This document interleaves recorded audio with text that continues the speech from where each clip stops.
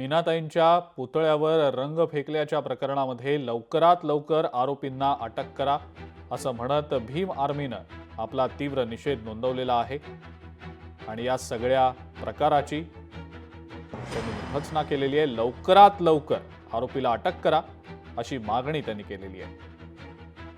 लाल कलर त्यांच्यावरती फेकलेला आहे, त्यांच्या स्टॅच्यूची विटंबना झालेली आहे आणि याचा भीम आर्मीच्या माध्यमातून आम्ही निषेध करतो।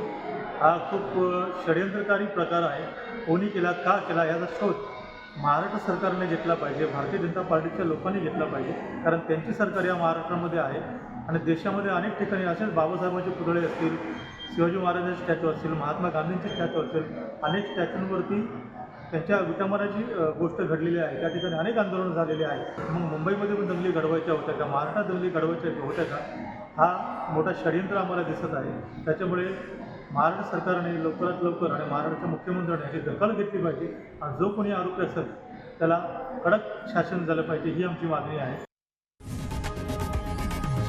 लोकशाही मराठी ऐका, पहा, जागरूक रहा।